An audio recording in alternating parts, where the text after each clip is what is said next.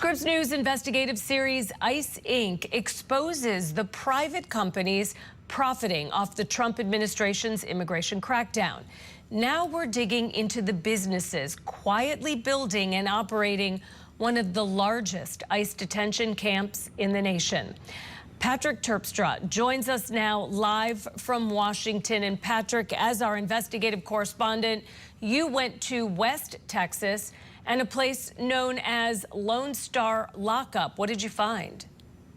That's right, Holly. It is in El Paso, Texas, the middle of the desert, where ICE is sending these immigrants. But ICE is not actually running the place, leaving that instead to a whole host of companies looking to make a profit. In this video captured by Scripps News, handcuffed immigrant detainees emerge from a plane in El Paso, Texas. The jet is unmarked, painted all white. But tracking the tail number shows it's a charter flight operated by Avelo Airlines. It's just one of the companies we found making money off the transfer and detention of immigrants to a sprawling new complex on the Fort Bliss military base. It's known as Camp East Montana, one of the largest ICE detention centers in the country. You really can't see much of Camp East Montana at all. It is way over there to my right. But we've brought a drone. We're going to launch it here in a public place so that we can see what we're able to view from the sky. The speedy construction can be seen by comparing satellite photos from just a few months ago when the land was mostly bare desert. Now it's a tent city intended to hold thousands of immigrants, largely built and operated by an array of companies that have not been easy to identify. And as this detention camp sprouted in the desert this summer, so did reports of problems. We spoke by phone to detainees inside the complex, including a Honduran who is a married father of a 6-year-old son. We agreed to withhold the man's identity to protect him from retaliation. Las condiciones aquí están muy, pero muy mal. No tenemos higiene personal. Aquí yo estoy desde hace como 3 semanas con un gran dolor en la garganta y en mi pecho. De esa manera sí me pueden llevar al médico. Tiene que ser una emergencia. I have heard nothing but horror stories from detainees about Camp East Montana. Congresswoman Veronica Escobar is one of the few outsiders allowed to visit the camp.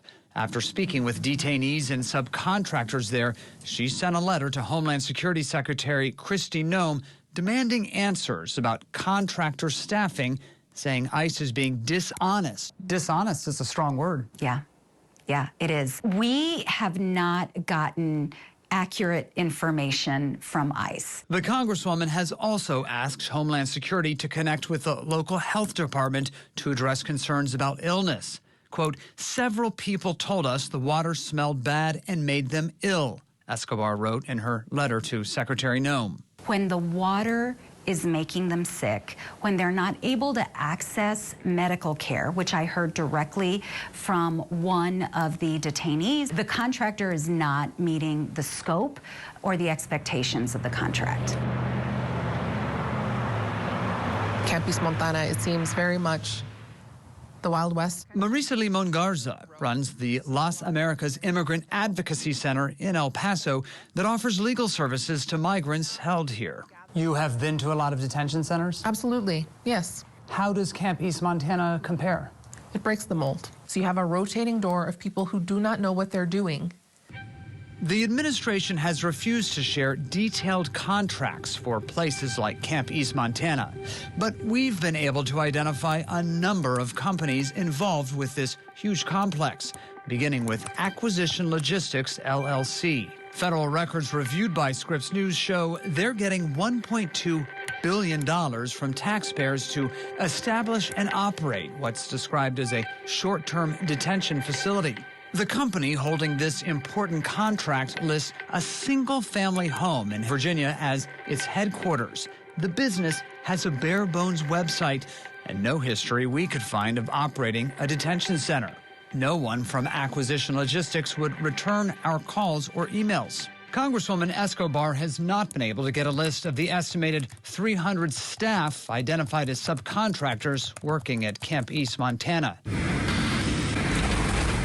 So we traveled to El Paso to see what we could learn about the companies making money off holding detainees here.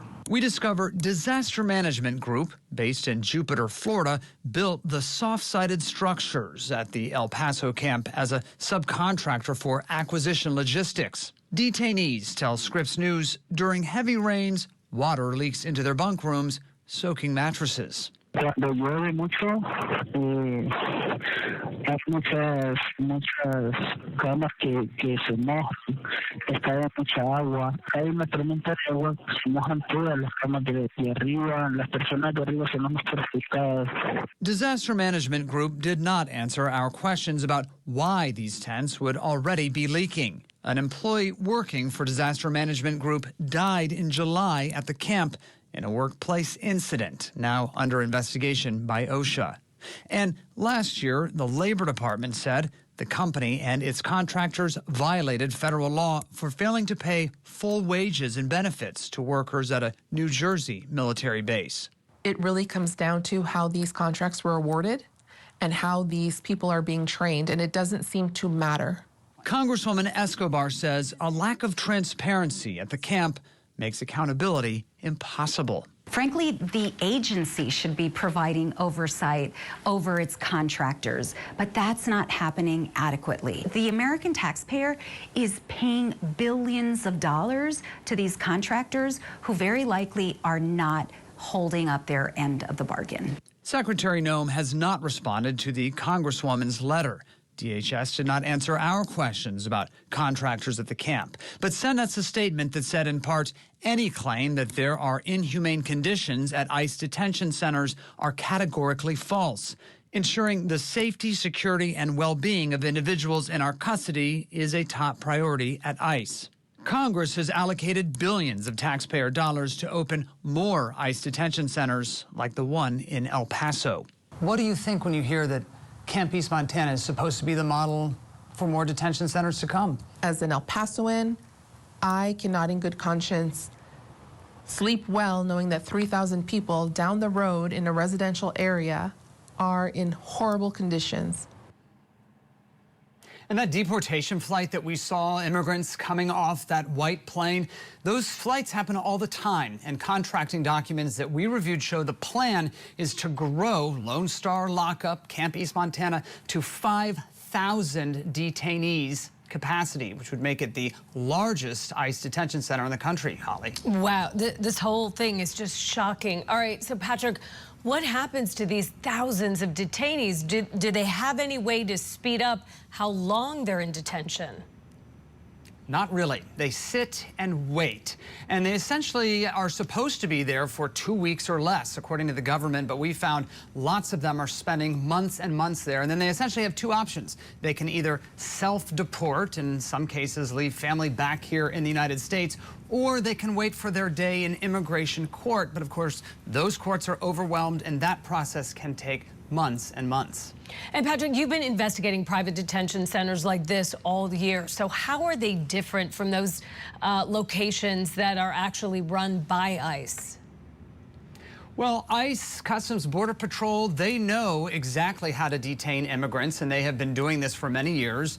Both private and these ICE facilities, they have detention standards, but it is a lot easier, we're told, to actually hold ICE accountable for those ICE locations versus these brand new locations that pop up. We talked to Congresswoman Escobar. Other members of Congress say they've really had a hard time actually getting inside these private facilities. So accountability, a major challenge when it comes to these for-profit companies that have built these jails. Holly. Scripps News investigative correspondent Patrick Terpstra live for us. Thank you for your extensive reporting and excellent work. We appreciate it.